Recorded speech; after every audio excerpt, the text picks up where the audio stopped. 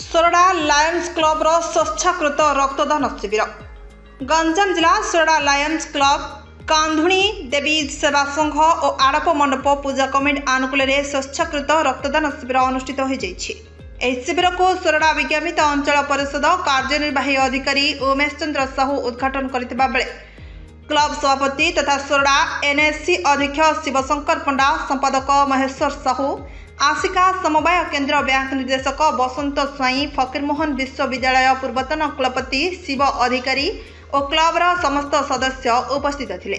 एही रक्तदान शिविर में सहरर युवक माने गोटे रक्त चारोटी जीवन उद्देश्य रखी स्वच्छाकृत भाव उत्साहर सहित लायन्स क्लब को आसी रक्तदान करथिले।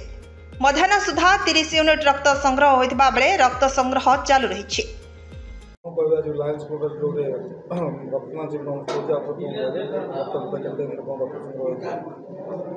प्रथम मुझे धन्यवाद देवी आमर जो लायन्स क्लब तरफ आज जो ब्लड कैंप अरेंजमेंट होती आमर आड़प मंडप लक्ष्मी पूजा कमिटी आउ आमर कन्नौज सेवा संस्थार बहुत मेंबर आसी आज जो ब्लड कैंप रे आमको साहाय्य करछन्ती मु दी जन जा ग्रुप को बहुत धन्यवाद दूची।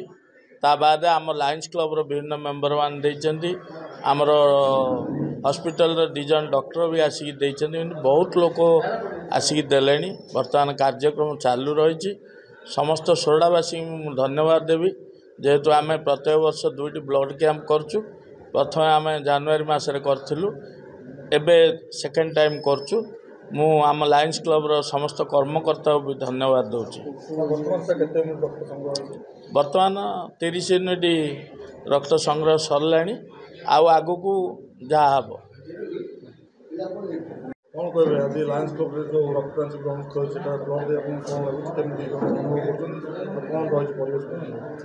आज सोरडा लायन्स क्लब तरफ एक रक्तदान शिविर अनुष्ठित होती बहुत स्वेच्छासेवी आसी रक्तदान कर एवं आगक आहरी प्राय 20-30 यूनिट संग्रह आम लक्ष्य रखाई।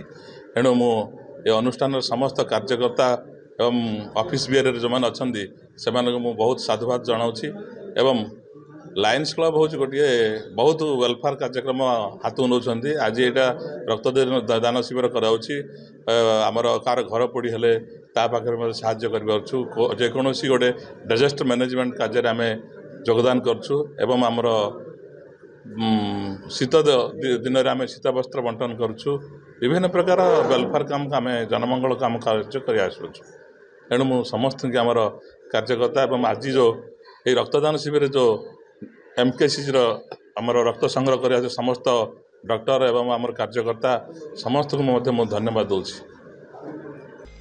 सोरडारू लिटू कुमार विषय रिपोर्ट।